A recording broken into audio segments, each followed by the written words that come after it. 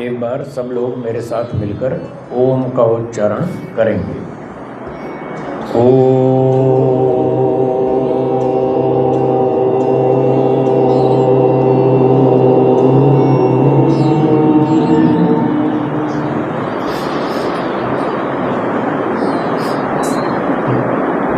उपस्थित धर्म प्रेमी सज्जनों, माताओं और बहनों,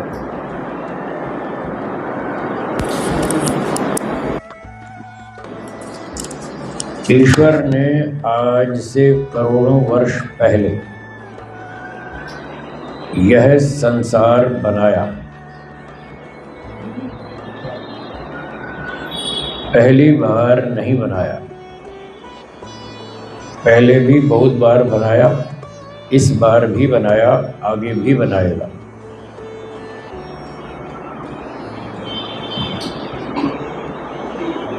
संसार में तीन वस्तुएं सदा से हैं।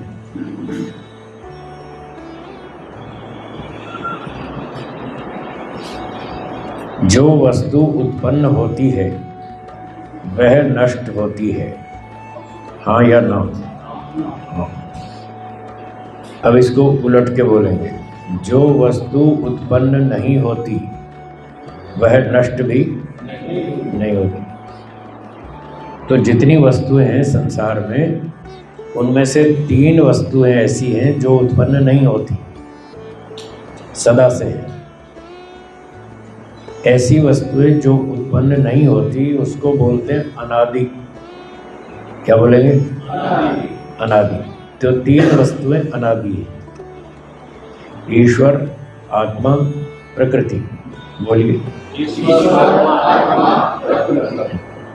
ये तीन वस्तुएं सदा से हैं और ये तीन सदा रहेंगी।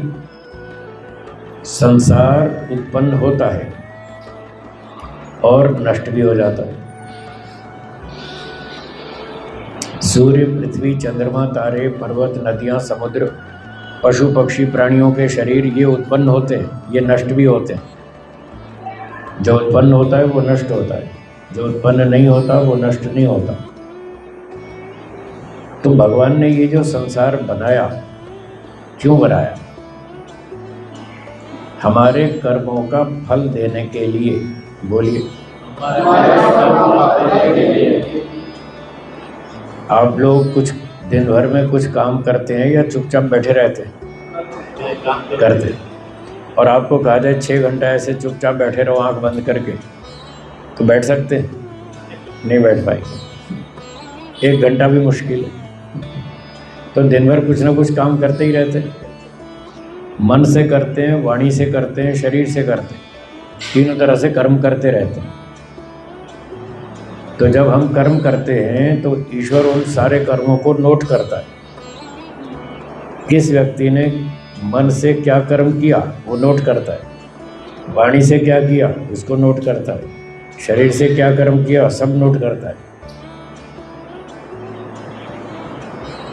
क्या हम कर्म करते हैं उसका फल चाहते हैं या नहीं चाहते? चाहते हैं। अच्छे कर्म का कैसा फल चाहते हैं? और बुरे कर्म का कहाँ चाहते हैं? चाहते कहाँ हैं? चाहते नहीं है। अगर ये पूछा जाए कि अच्छे कर्म का कैसा फल मिलेगा तो आपका उत्तर ठीक है, हाँ अच्छा मिलेगा। और बुरे कर्म का बुरा मिलेगा। चाहते थोड़े ही, बुरे कर्म का फल नहीं चाहते, फिर भी करते। क्या ऐसा हो सकता है कि हम बुरे काम करें और ईश्वर माफ कर दे, छोड़ दे? ऐसा होगा? नहीं होगा। ऐसा कभी नहीं होगा कि ईश्वर हमारे कर्म का फल माफ कर दे। और ये मजे की बात देखो, लोग बुरे कर्म का फल तो भोगना नहीं चाहते और अच्छे का जरूर भोगना चाहते। अच्छे तो बिना किए भी चाहते, बिना ही कर्म किए मुफ्त में फल चाहते। अच्छा तो चाहते हैं, पर ये दोनों बातें संभव नहीं है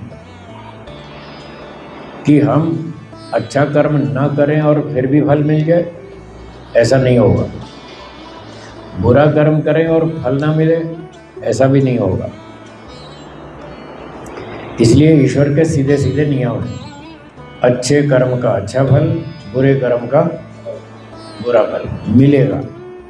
आप चाहो या न चाहो, आपके चाहने से फल नहीं देता ईश्वर, वो अपने कानून से देता है। उसका नियम है, अच्छा करोगे तो अच्छा दूंगा, बुरा करोगे तो दंड दूंगा, बस, तीसरी कोई बात नहीं। तो फल तो अवश्य मिलेगा। तो हमने पिछली सृष्टि में कुछ कर्म किए थे जिनका फल भोगना बाकी रह गया। उन बचे हुए कर्मों का फल देने के लिए भगवान ने ये संसार बनाया, और इस संसार को बने हुए करोड़ों वर्ष हो गए, करोड़ों।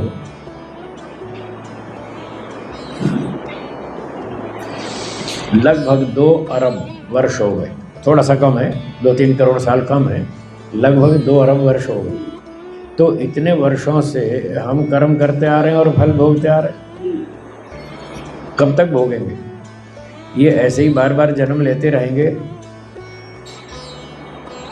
या इससे छूटना भी चाहेंगे? जब व्यक्ति संसार में जन्म लेता है तो उसको कुछ सुख मिलता है, हाँ या ना? केवल सुख मिलता है या दुख भी मिलता है? दुख भी मिलता है।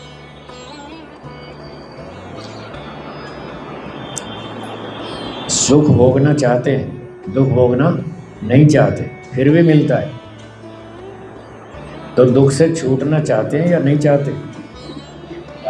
छूटना चाहते हैं या नहीं चाहते? कितने % छूटना चाहते हैं? 50, 60, 80 या 100?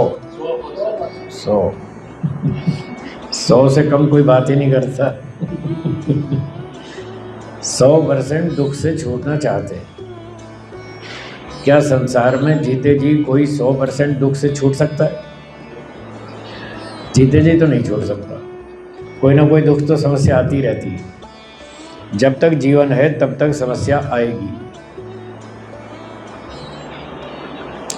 हम बुद्धि का प्रयोग करें तो कुछ कम कर सकते हैं, ये तो ठीक है। हमें गर्मी लगती है तो हम पंखा चला लेते हैं, देखो दुख कम हो गया। ज़्यादा गर्मी बढ़ती है तो हम एसी चला लेते हैं, एसी बना लिया तो उससे दुख हमारा कम हो गया। फिर ठंडी पड़ती है तो कुछ गर्म कपड़ा ओढ़ लेते हैं, उससे कम हो जाता है। पर दुख आए ही नहीं, ये तो नहीं हो सकता। उसका तो एक उपाय है, अगला जन्म लेना बंद करो। क्या बोला? ये उपाय है। यदि अगला जन्म हो गया तो फिर यही दुख आएंगे जो अब आ रहे हैं, फिर आएंगे अगली बार। सबसे भारी समस्या है स्कूल जाना। छोटे छोटे बच्चों को स्कूल भेज देते, जाओ पढ़ने जाओ, नहीं जाना चाहते थप्पड़ मार मार के भेजते, चलो स्कूल जाना पड़ेगा। वो रोते हैं बेचारे, फिर भी भेजते हैं, जबरदस्ती भेजते।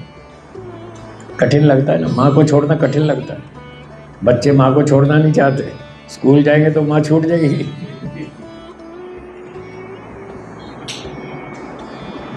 तो स्कूल जाना पड़ता है। शुरू में बच्चे नहीं जाना चाहते, धीरे धीरे फिर आदत हो जाती है, फिर जाने लगते हैं। पर पढ़ाई तो करनी पड़ती है, पढ़ाई करना, परीक्षाएं देना, फिर डिग्री लेना, मुश्किल से मिलती है डिग्री, फिर आगे नौकरी नहीं मिलती, व्यापार में बहुत कंपटीशन है, सब जगह समस्या है। और कुछ और समस्याएं भी हैं, भूख प्यास, गर्मी ठंडी, सर्दी, जुकाम, बुखार, आंधी, तूफान, बाढ़, भूकंप। अब ये देखो अहमदाबाद में आज हालत ख़राब हो गई। अभी 4 दिन पहले गर्मी थी, चिल्ला रहे थे गर्मी है गर्मी है, आज वर्षा हुई तो ऐसी हुई। परेशान है। गर्मी हो तो परेशान, बरसात हो तो परेशान, और ठंडी पड़े तो परेशान। मतलब यहाँ समस्याएं बनी रहती हैं।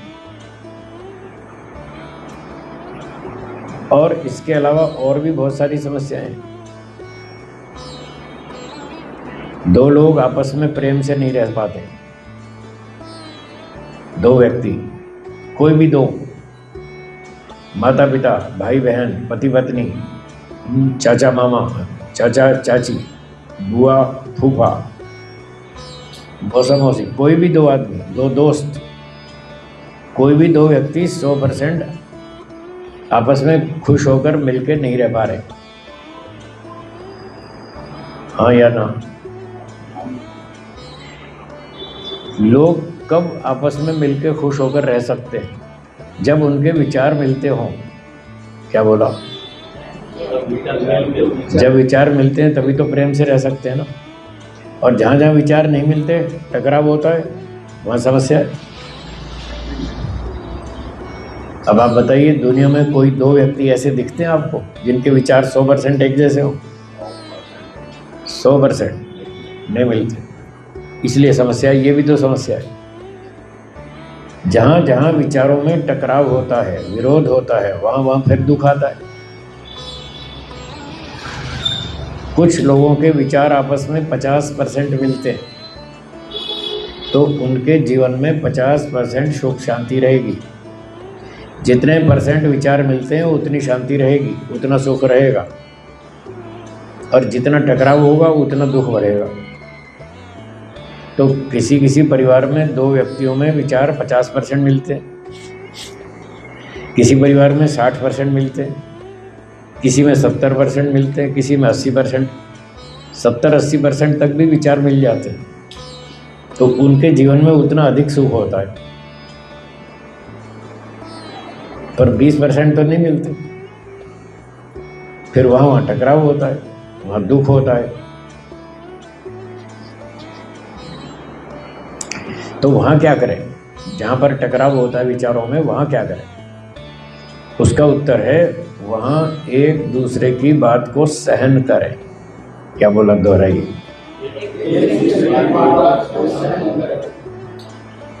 तो हमारा आज का टॉपिक है, परिवार में सुख शांति कैसे रहे, पति पत्नी में सुख शांति कैसे रहे। उसका उत्तर है, आपस में प्रेम से रहें, मिलजुल करके रहें, एक दूसरे की बात पर पूरा ध्यान देवें, किसी को इग्नोर नहीं करें, उपेक्षा नहीं करें, उसकी दूसरे व्यक्ति की बात को पूरा ध्यान से सुनें। वो क्या कह रहा है, क्या चाहता है, पूरा ध्यान से सुनें। फिर आप उसकी इच्छा को जितनी मात्रा में पूरी कर सकते हैं पूरा करें। 100% तो नहीं कर पाएंगे, 80%, 50%, 60, 70, 80% तो कर लेंगे, उतना तो करें। तो जितना आप पूरी कर सकते हैं उतनी करें। अब दूसरा व्यक्ति जिसकी 80% इच्छा पूरी कर दी और वो सामने वाला कोई सर्वशक्तिमान तो है नहीं, है क्या? न पत्नी सर्वशक्तिमान है, न पति सर्वशक्तिमान है, दोनों की शक्ति सीमित है। तो जितनी शक्ति है पूरी शक्ति लगाकर एक दूसरे को प्रसन्न करें। और जब शक्ति खत्म हो जाए तो फिर बाकी जो बची हुई बात है उसको सहन करें। तो आपका जीवन अच्छा रहेगा, सुखी होकर जी सकते हैं। और कोई उपाय नहीं। एक दूसरे का सम्मान करें, एक दूसरे की बात पर ध्यान दें, किसी को इग्नोर नहीं करें।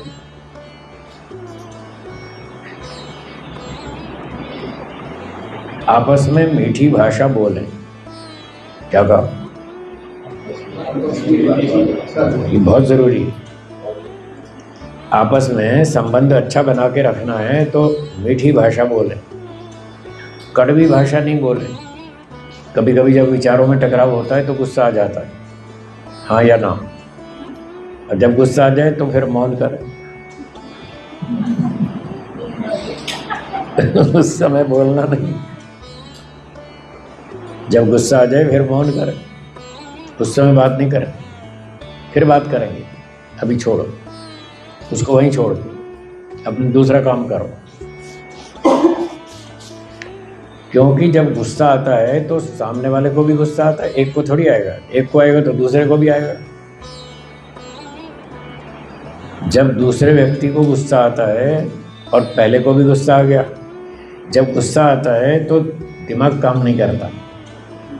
क्या बोला? जब आपको पता लग जाए सामने वाले को गुस्सा आ गया है, उसके चेहरे पे लक्षण दिखते हैं कि अब इसको गुस्सा आ गया है, तो बात बंद कर, क्योंकि अब आप जो भी कहेंगे उसके अंदर दिमाग में जाएगा ही नहीं, वहाँ ताला लग जाता है, दरवाज़ा बंद हो जाता है, फिर वो आपकी बात अंदर नहीं जाएगी। तो फ़ायदा क्या हुआ बोलने का, जब आपकी बात अंदर जा ही नहीं, गेट बंद है, तो फिर आप अंदर कैसे आएंगे? नहीं आ सकते। तो इसलिए जब गुस्से में आ जाए कोई भी व्यक्ति, तो दूसरे व्यक्ति को ये समझदारी करनी चाहिए कि अब वो बात बंद कर, मौन, ठीक है भाई, अब बाद में बात करेंगे। जब आपका मूड अच्छा होगा, मन शांत होगा, बुद्धि ठीक होगी, हैं, उस समय बात करेंगे। अभी बात करने से कोई फ़ायदा नहीं, तो उस समय बंद कर दें। फिर अलग होकर के विचार करें कि हमारी जो बातचीत हुई जिससे इनको गुस्सा आया, उसमें किसकी गलती रही, मेरी गलती थी और दूसरे की पार्टनर की गलती थी, उस पर विचार करें। अगर अपनी गलती समझ में आए कि मेरी गलती थी, तो जाके माफ़ी मांगो, मेरी गलती थी, मेरी वजह से आपको कष्ट हुआ, मैं माफ़ी चाहता हूँ, आप बुरा ना माने, जो बुरा लगा हो उसको मन से निकाल दो। चाहे पति हो चाहे पत्नी हो, दोनों में से जिसकी भी गलती हो वो अपनी गलती स्वीकार करे, और जब एक व्यक्ति स्वीकार कर ले तो दूसरा उसको माफ़ करे। फिर दूसरे का काम है उसको माफ़ करना, ठीक है, तो संसार है, होता रहता है। गलती किससे नहीं होती, सबसे होती, हाँ या ना। जब आपसे गलती होती है तब आप क्या चाहते हैं, दूसरा व्यक्ति आपको माफ़ करे या ना करे, है नी? आप भी तो ये चाहते हैं, जब आपसे गलती हुई तो आप भी चाहते हैं दूसरा आदमी हमको माफ़ करे। भाई हो गई गलती, क्या करें, इंसान है, गलती हो जाती है। हम सर्वज्ञ नहीं हैं, सर्वशक्तिमान नहीं हैं, हो जाती है गलती, हो गई। अब गलती समझ में आ गई, समझ में आ गई, आगे नहीं करेंगे, उसका प्रायश्चित करेंगे, सामने वाले से माफ़ी मांग लेंगे, और हो सके तो उसको कोई छोटा सा गिफ्ट दे दो। क्या बोला?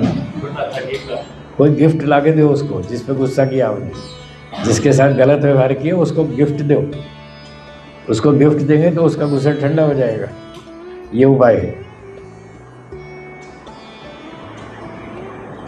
जब आपने दूसरे के साथ गलती की, गुस्सा किया, तो उसको कष्ट हुआ या नहीं हुआ? तो कष्ट होने पर उसका गुस्सा चढ़ जाएगा, और गिफ्ट देंगे तो गुस्सा उतर जाएगा। उसका ये उपाय, उसको गिफ्ट दो, आपका प्रायश्चित हो जाएगा। आइए आइए आइए, बैठिए।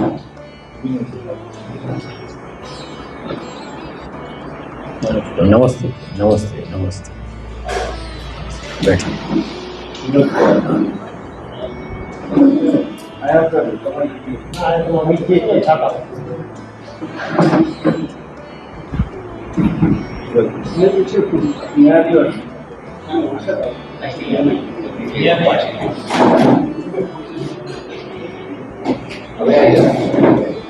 बैठिए बैठिए।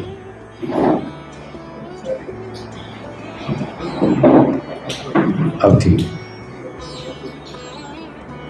हाँ, तो मैं क्या कह रहा था, जब आपने गुस्सा किया तो उसको गुस्सा आएगा ना, गलती की तो दूसरे को गुस्सा आएगा।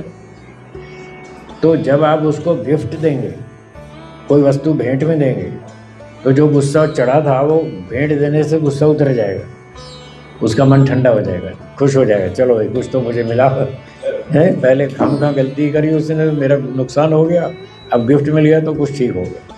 तो उस समय गिफ्ट देना चाहिए। तो इससे क्या होगा, दूसरे व्यक्ति का गुस्सा उतर जाएगा और आपका प्रायश्चित हो जाएगा कि हमने गलती की, उसका दंड होगा। अब आगे फिर करेंगे तो फिर दूसरा गिफ्ट देना पड़ेगा फिर बार बार गलती करेंगे, बार बार गिफ्ट देना पड़ेगा। तो उससे व्यक्ति का सुधार हो जाएगा, वो बार बार गलतियां नहीं करेगा, गुस्सा भी नहीं करेगा, प्रेम से बात करेगा, मीठी भाषा बोलेगा, सम्मान से बोलेगा। बस ये आपस में शांति बनाए रखने का तरीका है।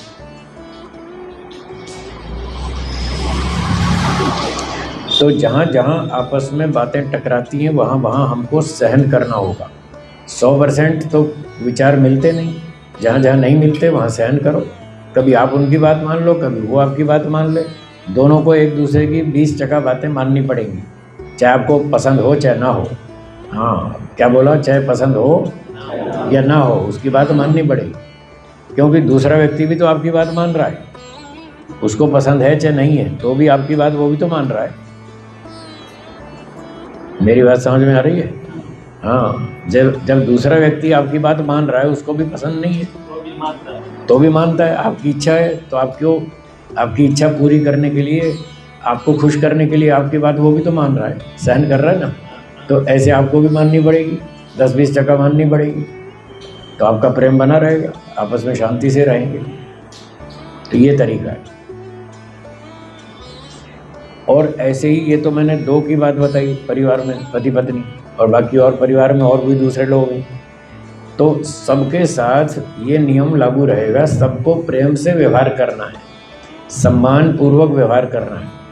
ये नियम सब पर लागू होता है, चाहे माता पिता और बच्चे हों, बच्चे और माता पिता हों, चाहे भाई बहन हों, चाहे और कोई रिश्तेदार हो, कोई भी हो। सबके साथ प्रेम पूर्वक, सम्मान पूर्वक बोलें, मीठी भाषा बोलें, सभ्यता से बोलें, नम्रता से बोलें, बड़े लोगों का आदर करें, सम्मान करें, उनके अनुशासन में चलें, जैसा वो कहें उनकी बात मानें। यहाँ भी वही बात उठेगी, सारी बात तो आपके समझ में नहीं आने वाली, क्योंकि 2 व्यक्तियों के विचार 100% एक जैसे नहीं हो सकते।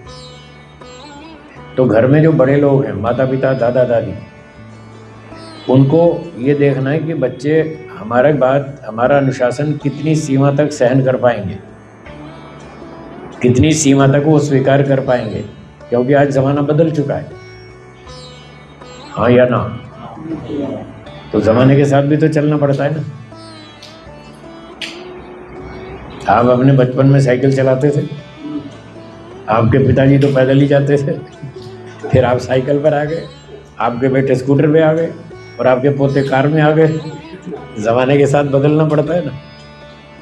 तो समय के साथ साथ बदलना चाहिए, वहाँ तक बदलना चाहिए जहाँ तक हमारी परंपरा नष्ट ना होती हो। क्या बोला? दोहराई। हमारी परंपरा नष्ट नहीं होनी चाहिए, वहाँ तक हम ज़माने के साथ चल सकते हैं। और जहाँ हम ज़माने के साथ इतना चलने लगे कि हमारी परिवार की परंपरा ही बिगड़ जाए, वो ठीक नहीं। वहाँ रोकना पड़ेगा, वहाँ रोकना पड़ेगा। माता पिता, बड़े वडील लोग उनको रोकेंगे, भाई ये काम गलत है, ये हमारी परंपरा में नहीं है। और बच्चों को भी रुकना चाहिए कि हाँ, हमारे बाप दादा की परंपरा बहुत अच्छी है। आपके पिताजी, आपके दादाजी समझदार हैं या नहीं है, बुद्धिमान है या नहीं, वो सुखी हैं या नहीं है, उन्होंने आपको अच्छी बात सिखाई या नहीं, तो उनकी बात माननी चाहिए, तभी तो आप सुखी होंगे। आपके परिवार में कितनी ही पीढ़ियों से जो परंपरा चली आ रही है, जिसके कारण आपके वडील लोग, बड़े लोग प्रसन्न हैं, सुखी हैं, और उन्होंने अपना जीवन अच्छे ढंग से जिया, सम्मानपूर्वक जिया, समाज के अंदर अच्छी प्रतिष्ठा पाई, अच्छे काम किए, खूब तपस्या की, खूब मेहनत की, तब उनको समाज में स्थान मिला, अच्छी प्रतिष्ठा मिली, सम्मान मिला, समाज के अंदर एक पद मिला। तो वो जो मिला ऐसे मुफ्त में थोड़ी मिलता है, बहुत मेहनत करनी पड़ती है, बहुत अनुशासन में रहना पड़ता है, समाज के नियमों का पालन करना पड़ता है, तब समाज में स्थान मिलता है। आप रेल में जाएंगे तो रेल के नियमों का पालन करना पड़ेगा, हाँ या ना? बस में जाएंगे तो बस का कानून लागू होगा। चाइना में जाएंगे तो वहाँ का कानून लागू हो जाएगा, जापान में जाएंगे तो वहाँ का लागू हो जाएगा। जिस भी स्थान पर जाएंगे वहाँ के कुछ कानून होते हैं, नियम होते हैं समाज के, उस संस्था के। तो जिस संस्था में, परिवार में, समाज में, देश में जाएंगे, वहाँ के नियम आप पर लागू हो जाएंगे। उन नियमों का पालन करना होगा, तो आपको सुख देंगे, वो लोग सुख देंगे।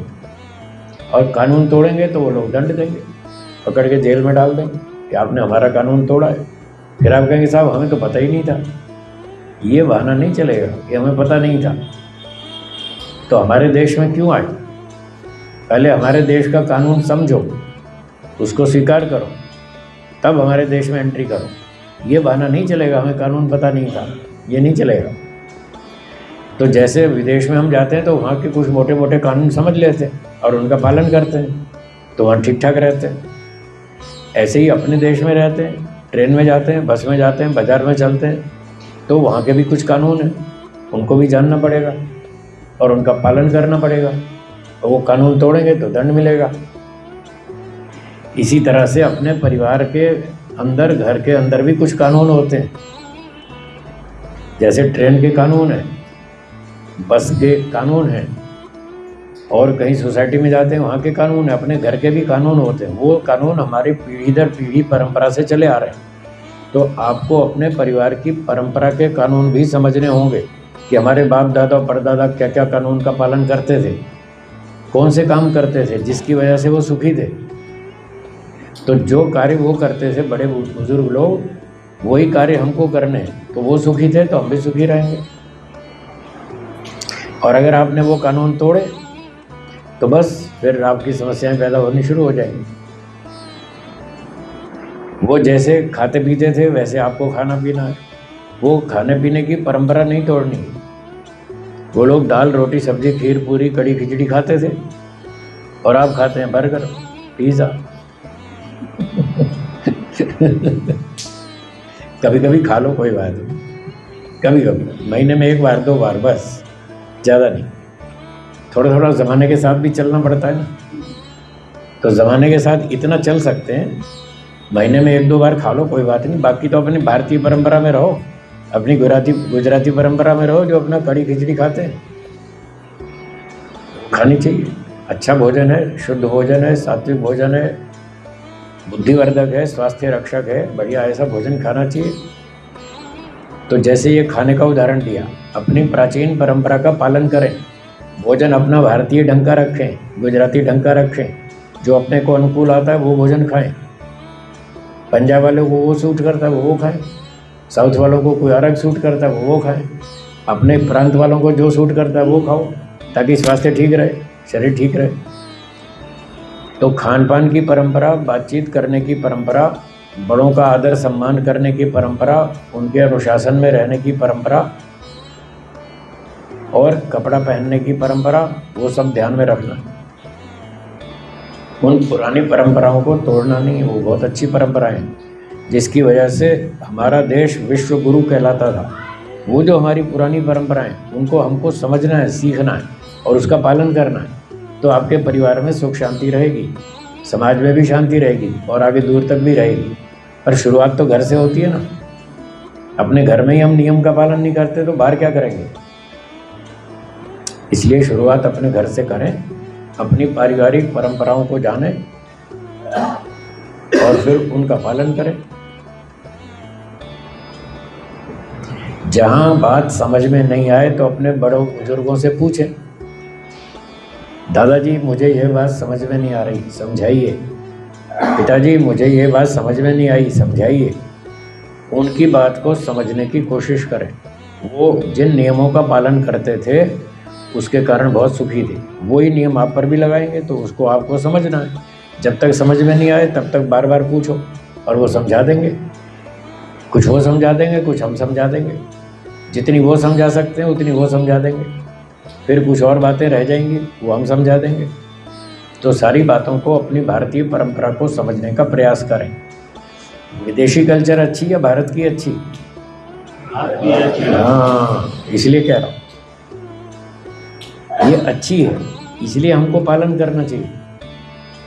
एक तो अच्छी है, सुखदायक है और हमारे परिवार में परंपरा चली आ रही है। तो इन सारी बातों की वजह से हमको इन भारतीय अपने पारिवारिक परंपराओं की रक्षा करनी चाहिए। तो हम भी सुखी रहेंगे, नहीं तो हम विदेश की नकल करेंगे, हम भी दुखी हो जाएंगे। जो समस्या विदेशों में है वो यहाँ भी शुरू हो जाएगी। जैसे वो लोग परेशान हैं, वहाँ पर लोग मनमानी करते हैं, अनुशासन में नहीं चलते। 10-12 साल के बच्चे अमेरिका में मनमानी करते हैं।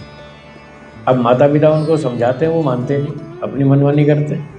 अब उनको डांट लगाओ फिर भी नहीं मानते, और एक आध थप्पड़ लगा दो तो पुलिस पकड़ के ले जाती है, बाप को पुलिस ले जाती है।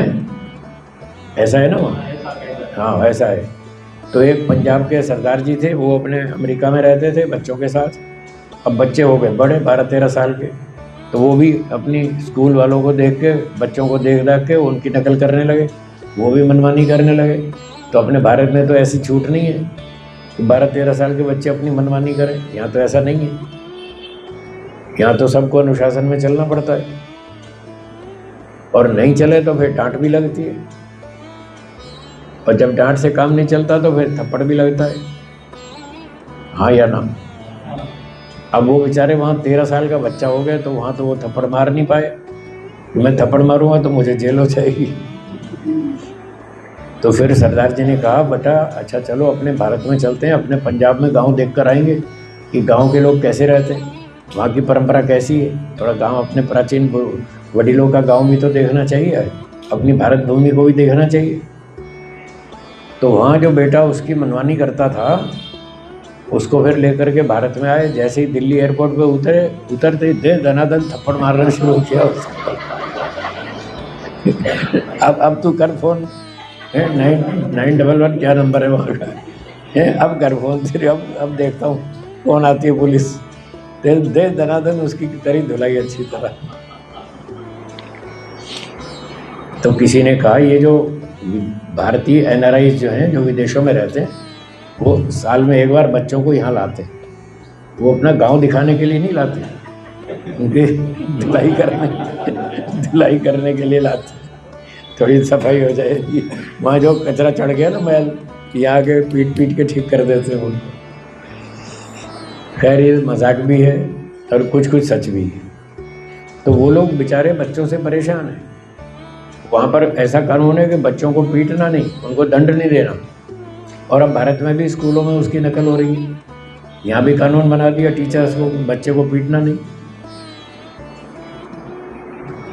आपने अपने गुरुजी से, माता पिता से मार खाई है कि नहीं बचपन में? खाइए ना, तभी सुधरे। ये तभी सुधरे हैं। वेदों का कानून है, दंड के बिना कोई सुधरता नहीं है। बोलिए। तो आप ये जितने वडील बैठे हैं, इन्होंने सबने बचपन में मारे खाई हैं, तभी ये सुधरे हैं। और अब बच्चों को दंड देंगे नहीं तो वो बिगड़ जाएंगे। बिगड़ गए ना, सारे विदेशी बिगड़ गए। और जहाँ भी वो जितने भी मात्रा में सुधरे हुए हैं विदेशी लोग, चाहे देशी हो चाहे विदेशी हो, वो सब दंड के कारण सुधरे हैं। लंदन में आप लाल बत्ती क्रॉस करके दिखाओ, हिम्मत है तो। दुबई में चोरी करके दिखाओ, हिम्मत है तो। दुबई में चोरी नहीं होती। क्यों नहीं होती? वहाँ दंड मिलता है, दोनों हाथ काट देते। अब देखो, दंड के कारण ठीक हुए ना। भारत में चोरी होती है, क्यों होती है? यहाँ दंड नहीं मिलता, इसलिए खूब चोरी होती है। वहाँ दंड मिलता है, इसलिए लोग ठीक हो गए। लंदन में लाल बत्ती क्यों नहीं क्रॉस करते? वहाँ दंड मिलता है। दो पार्किंग में कार खड़ी नहीं करते, वहाँ दंड मिलता है। और यहाँ तो कहीं भी खड़ी कर दो, रोड के बीच में खड़े होकर गप्पे मारते रहते हैं बाइक रोक करके। अरे भाई, ये रोड है, तुम्हारा घर नहीं है, गार्डन नहीं है, तुम यहीं रोड के बीच में खड़े होकर गप्पे मारते रहते, तो दंड नहीं मिलता ना। इसलिए यहाँ सब उल्टा सीधा चल रहा। तो ये अपना वेदों का सिद्धांत है, दंड के बिना कोई सुधरता नहीं है। इसलिए दंड को हमेशा याद रखें। घर में गलती करेंगे तो माता पिता दंड देंगे, स्कूल में गलती करेंगे तो टीचर दंड देंगे, गांव में गलती करेंगे तो पंचायत दंड देगी, और नगर में गलती की तो फिर सरकार दंड देगी, न्यायालय।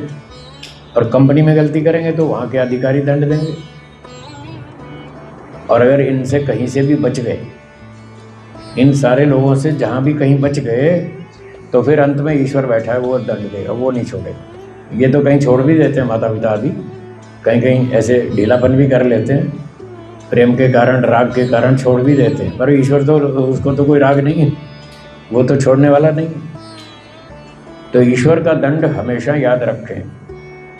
जो व्यक्ति ईश्वर का दंड याद रखता है तो उसको समाज का दंड भी समझ में आ जाएगा।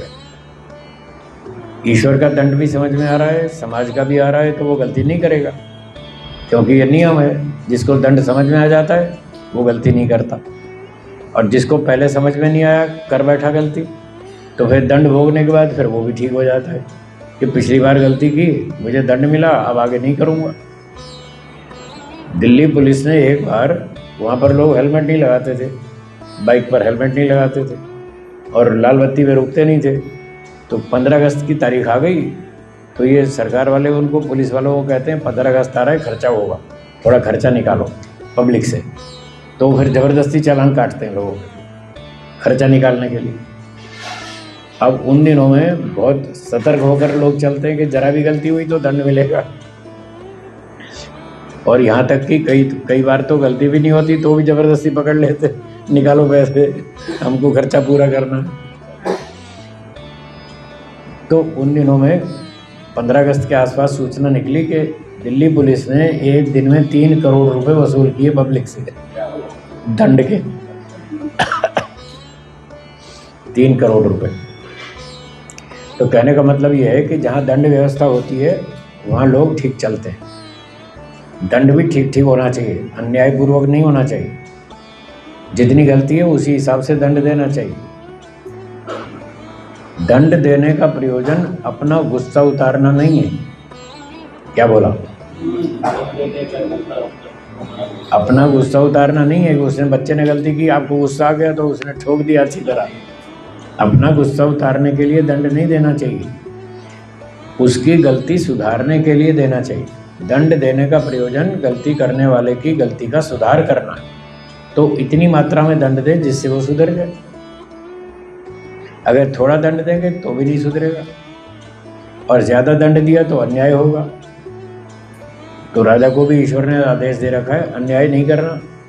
अपराधी को पकड़ो, उसको दंड दो, पहले बताओ कि इतनी गलती का ये दंड है। पहले दंड बता दो कि ये गलती करोगे इतना दंड मिलेगा, सोच लो।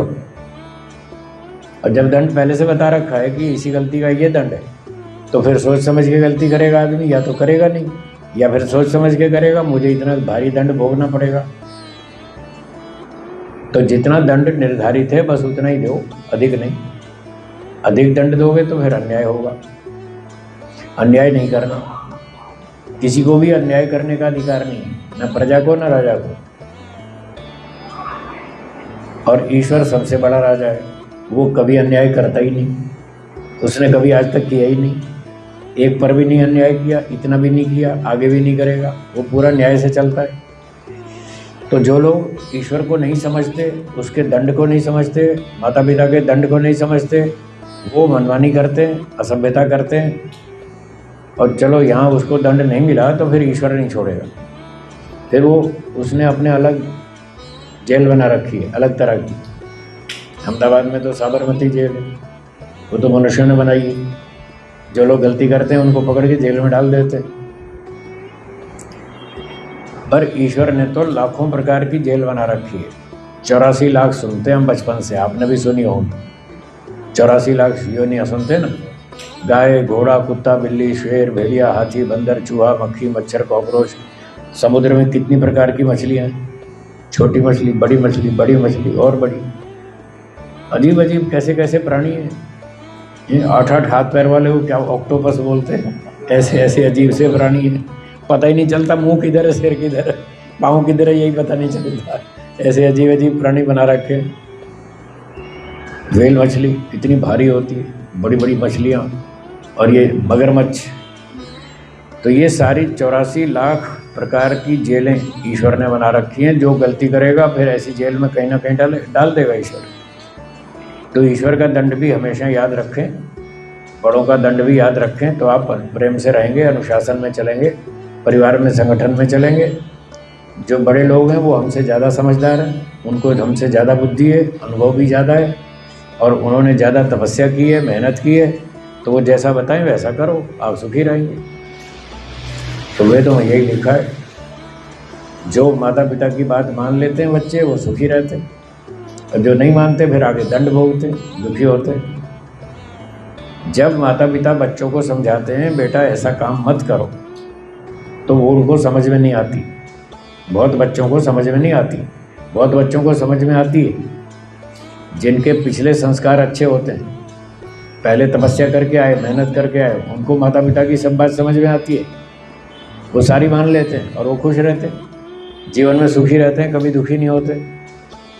और जो बच्चों के पहले मेहनत नहीं की, पिछले जन्म में पहले तपस्या नहीं की, तो उनके संस्कार कम होते हैं। फिर जो माता पिता समझाते हैं वो समझ में नहीं आता, फिर वो अपनी मनमानी करते हैं, गलतियां करते हैं। जब गलती करते हैं बाद में दंड भोगते हैं, फिर जब परिणाम आता है तब दुखी होते हैं, तब समझ में आती है 20 साल बाद। कोई बात 10 साल बाद समझ में आती है, कोई 20 साल बाद आती है। फिर वो पश्चाताप करते हैं कि हमारे पिताजी ने कहा तो था बेटा ऐसा मत करो, पर उस समय हमको समझ में नहीं आई, हमने उनकी बात नहीं मानी, अब समझ में आई। तो ऐसा नहीं करना चाहिए कि आपके बड़े बुजुर्ग माता पिता दादा दादी जो बात बता रहे हैं आप उनकी बात पर ध्यान ना दें, उनका पालन ना करें। ऐसा नहीं करना चाहिए, उनकी बात मान लेनी चाहिए, क्योंकि वो आपसे बड़े हैं, बुजुर्ग हैं, सम्मान वाले हैं, बुद्धिमान हैं, अनुभवी हैं, तपस्वी हैं, उनका अनुभव ज़्यादा है, इसलिए उनकी बात मान लेनी चाहिए, चाहे समझ में आए चाहे नहीं आए। क्या बोला? मान लेनी चाहिए। चाहे समझ में आए चाहे नहीं आए, उस समय तो मान लो, 2 साल बाद समझ में आएगी। जो बात आपको आज समझ में नहीं आ रही, बड़ों की बात वो आज समझ में नहीं आ रही, 2 साल बाद समझ में आएगी। वो ठीक कह रहे थे, मैंने अच्छा किया, उनकी बात मान ली, आज मैं बहुत सुखी हूँ। मैं भी तो आप जैसा ही हूँ, मैं भी बच्चा था, धीरे धीरे बड़ा हुआ।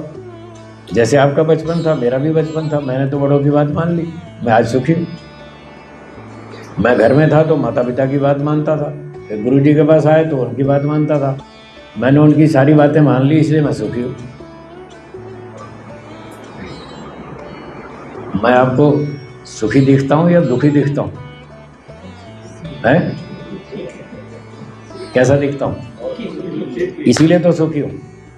मैंने अपने बड़ों की बात मान ली, इसलिए सुखी हूँ। वही बात मैं आपसे कह रहा हूँ, आप भी अपने बड़ों की बात मान लो, आप सुखी हो जाएंगे। मुझे तो कोई घाटा नहीं हुआ, उनकी बातें मैंने मान ली, जो उन्होंने बताई मैंने सारी मान ली, तो मुझे तो कोई घाटा नहीं हुआ, मैं तो बहुत मज़े में हूँ, बहुत सुखी हूँ। तो परिवार में प्रेम से रहने का, संगठित रहने का ये उपाय है, बड़ों की बात मान लो, झगड़ा खत्म। तो जैसे हमने अपने बड़ों की बात मान ली तो हम सुखी हो गए, आगे हमारे बच्चे हमारी बात मान लेंगे, वो सुखी हो जाएंगे, फिर उनके बच्चे उनकी बात मान लेंगे, वो भी सुखी हो जाएंगे। बस इस परंपरा को चालू रखो, परिवार में संगठन और सुख शांति आनंद रहेगा, ये उपाय है। और कोई शंका हो तो बोलिए, जिसको कोई बात पूछनी हो।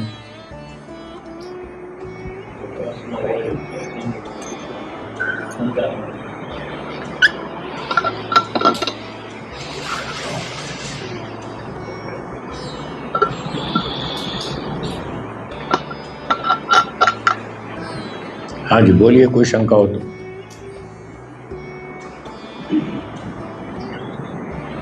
वो स्वामी जी जो ये सृष्टि में जो शब्द है ब्राह्मण, तो ब्राह्मण शब्द कहाँ से उत्पन्न हुआ? वेदों में से। वेदों में। तो जो ज्ञान नहीं होता है वो ब्राह्मण कहलाता?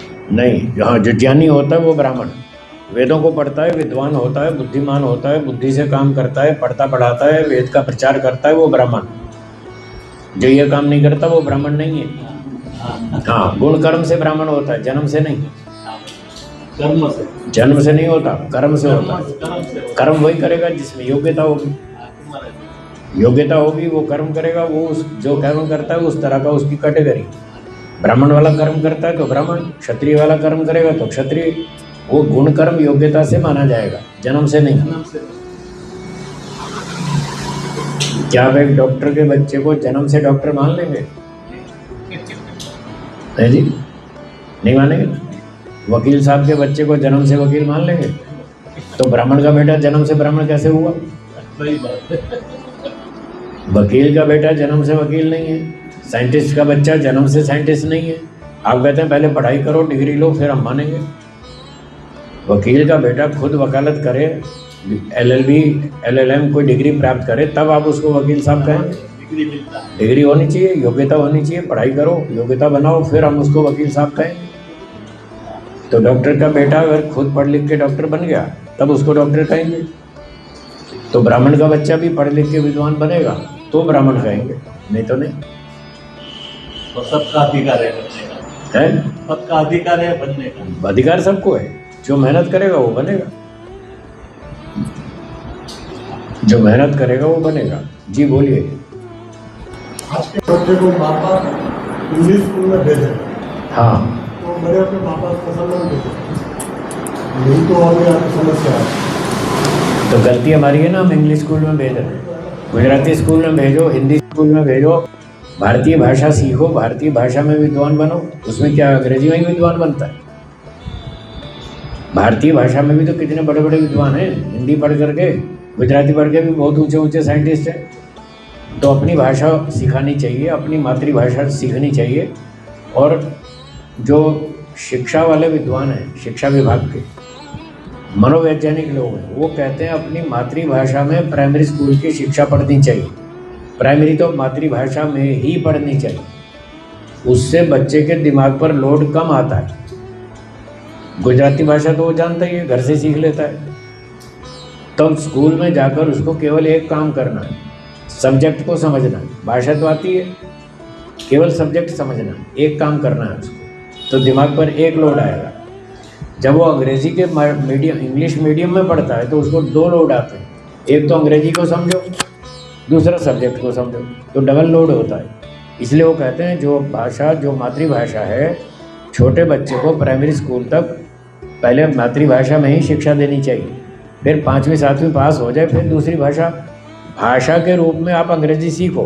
मैं उसका विरोधी नहीं हूँ, मेरी बात को ध्यान से सुनो, मैं किसी भाषा का विरोधी नहीं हूँ, पर उसको यदि आप विद्या पढ़ने का माध्यम बनाते हैं तो गड़बड़ है, तो उसका विरोध करता हूँ। जो अपनी सरल भाषा है, अपनी भाषा में उस विद्या को सीखो, तो आपकी स्पीड ज़्यादा रहेगी, ज़्यादा समझ में आएगा, मेहनत कम करनी पड़ेगी, विद्या ज़्यादा समझ में आएगी। और दूसरी भाषा में सीखेंगे तो पहले भाषा सीखो, फिर सब्जेक्ट को सीखो, डबल मेहनत है। और आपको अंग्रेज़ी सीखने तो सीखो, उसका कोई विरोध थोड़ी है। आजकल व्यवहार में अंग्रेज़ी के बिना काम नहीं चलता है, तो अंग्रेज़ी भी सीखो, उसका विरोध थोड़ी है। पर अपनी भाषा ज़रूर पकड़ के रखो, वो नहीं छोड़नी चाहिए। अपना खान पान, आचार विचार, लेन देन, उठना बैठना, बातचीत, व्यवहार सब भारतीय ढंग का रखो। और भाषा सीखनी है सीख लो, थोड़ी बहुत मैंने भी सीख रखी है, काम चलाओ। क्योंकि मैं भी आपके साथ ही रहता हूँ, इसी धरती में रहता हूँ, मुझे भी लोगों से व्यवहार करना पड़ता है, तो थोड़ी बहुत अंग्रेजी मैंने भी सीख रखी है। वो तो काम चलाओ, व्यवहार के लिए सीख लो, उसमें कोई दिक्कत नहीं। આપણે અત્યારે વાત કરી આપણી ભારતીય પરંપરા અને વેદની વાત કરી, પછી પશ્ચિમી સંસ્કૃતિની ભાષાની વાત કરી, એના રીત રિવાજની વાત કરી. હવે અમે તાજેતરમાં જોયેલું, હજી એને એક અઠવાડિયું પણ નથી થયું, લાખો લોકોની વચ્ચે હમણાં વર્લ્ડ કપ ફૂટબોલનો ફાઇનલ મેચ રમાયો. ત્યાં પબ્લિક પણ હતી, અમેરિકાના પ્રેસિડેન્ટ પણ હતા, ખેલાડીઓ પણ હતા, પછી જે તે દેશના જે વડા હતા એ પણ હતા. મેં આવડી મોટી પબ્લિકમાં આટલું બધું મેં એનું ધીરજ, એની શાંતિ, એની રિસ્પેક્ટ, એની મહેનત એટલું મેં બારીકાઈથી જોયું કે જે આપણી જૂની પરંપરા મને યાદ આવી. આવું આપણે અહીં કેમ નથી અત્યારે, આપણું એ લોકો કેમ લીધું? क्या क्या पूछ रहे हैं? जो मैच हुआ, मैच में वो जीत गए, कौन जीते? हैं? ફૂટબોલ વર્લ્ડ કપમાં મેચ છે. फुटबॉल वर्ल्ड कप में कौन जीता? जीता कौन है? वर्ल्ड कप कौन जीता? हैं?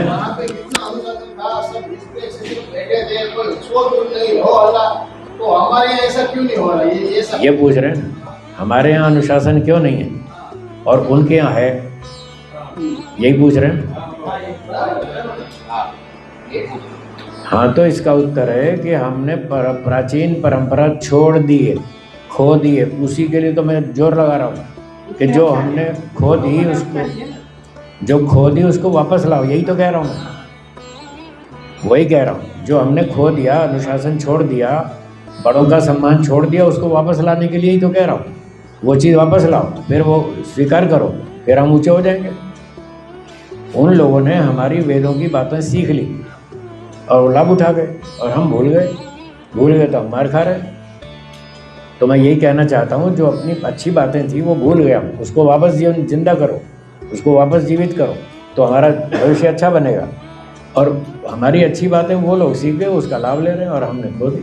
तो उसको खोना नहीं है। इसमें तो जो दिखाई देता है वो तो कोई प्रोपेगेंडा तो नहीं होता है। हाँ ठीक बात, दिखाई देता है हाँ वो तो स्पष्ट है, वो तो स्पष्ट है, जो दिख रहा है वो स्पष्ट है। मैंने यही बात की है। हाँ ठीक बात। तो उन्होंने हमारी बहुत सारी बातें सीख रखी हैं। दुनिया वालों ने हमारी वेदों की बातें बहुत सी सीख ली। जितनी हमारी बातें वेदों की सीख ली उतनी बातों में वो सुखी हैं, और हमने कुछ बातें खो दी, हम उस मामले में दुखी हैं। तो हमको अपनी पुरानी बातें वापस याद करनी है और उनको वापस जीवन में लाना है, हम सुखी हो जाएंगे। बस हमारी कमी है, अब उसको ठीक करना है। शुरुआत अपने घर से होगी। कोई भी काम हो अपने घर से शुरू होता है। अंग्रेजी में एक कहावत है, चैरिटी बिगिंस एट होम, है ना। त्याग बलिदान अपने घर से शुरू होता है। तो परंपरा जो हम देश में लागू करना चाहते हैं, पहले उसको अपने घर में लागू करें। बस घर में शुरू हो जाएगी तो हमको देखा देखी 4 लोग और भी देखेंगे, वो भी शुरू कर देंगे। बस ऐसे धीरे धीरे वो फिर पूरे देश में बढ़ जाएगी। तो ऐसा करना चाहिए। समय समाप्त हो गया, आज के सत्संग को यहाँ विराम देते हैं। ठीक है, शांति पाठ करें। ओम द्यौः शान्तिरन्तरिक्षं